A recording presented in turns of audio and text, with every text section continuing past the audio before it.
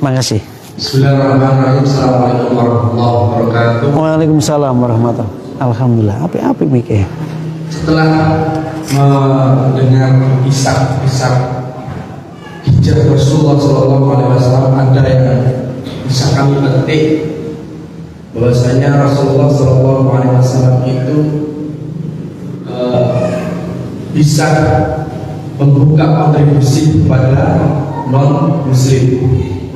Kemudian yang saya ingin tanyakan, Ustaz, pernah saya itu divisi sama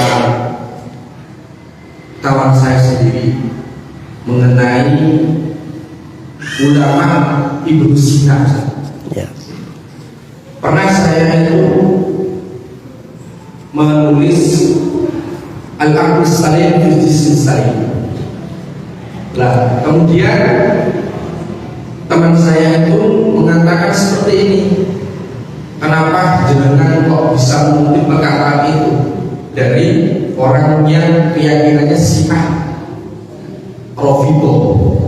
Lah, ketika saya cari, saya gali, saya pelajari, kemudian bahwasanya beliau itu ulama kedokteran. Lah, kalau emang beliau itu memiliki keyakinan ataupun yang tidak beriman kepada Allah, lah saat ini kan banyak ilmuwan-ilmuwan juga yang merujuk ke Ibnu Sina juga lah. Bagaimana pendapatnya Pak Jenengan Ustaz tentang hal ini? Karena saya kira ketika saya mengambil suatu kutipan itu, saya termasuk golongannya. Terima kasih. Assalamualaikum warahmatullahi wabarakatuh. Waalaikumsalam warahmatullahi.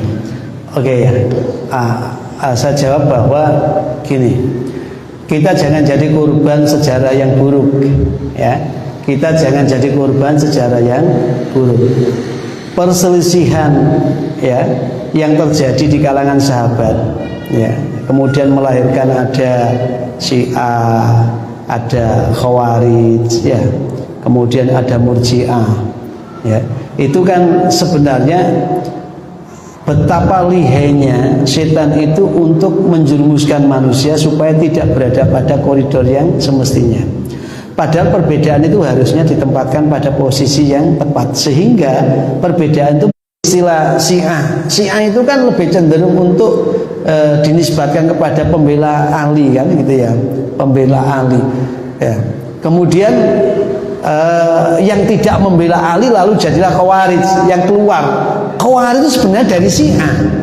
Dari Syiah, sama dari Syiah kalau kita mau belajar sejarahnya itu, ya.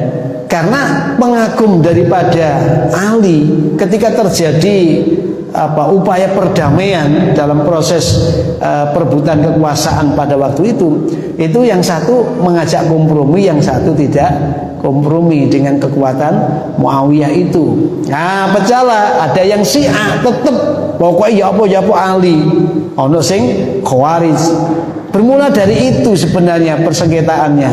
Maka ketika hari ini kita itu melihat sejarah, kemudian ternyata biasnya semakin besar, Syiah itu semakin besar, Khawarij juga semakin besar, lalu Sunni dihadapkan pada kondisi yang semakin lama seperti dikatakan Rasulullah.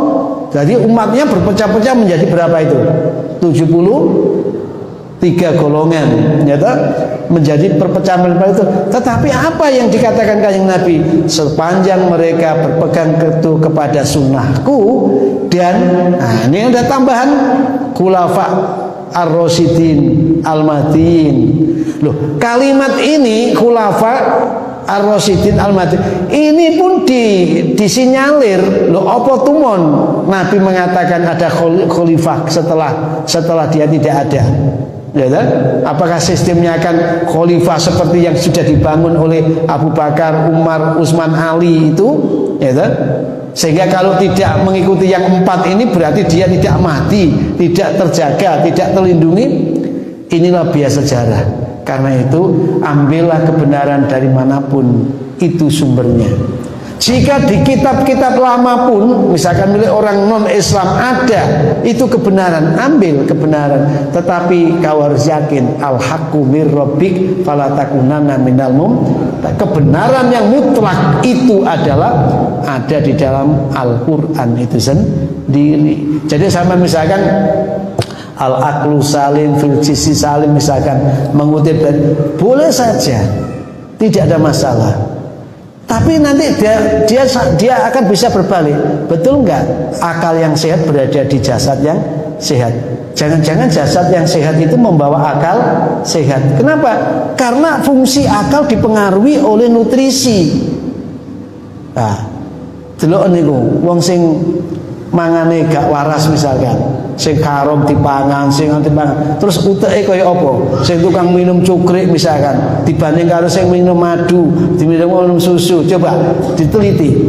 Boleh jadi kebenaran itu sangat tentatif. Jadi al-aqlu salim fil jismi salim, akal yang sehat pada jasad yang sehat, boleh jadi benar, boleh jadi tidak. Masih butuh diuji dan terbatas pada hal-hal tertentu. Oke, ngerti nggih?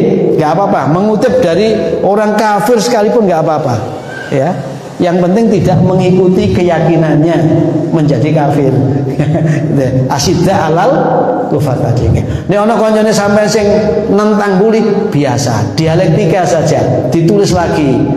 Kemudian disampaikan lagi, insya Allah ilmu akan terus berkembang seiring dengan wawasan yang dimiliki yang bersangkutan. Nggih, matur nuwun.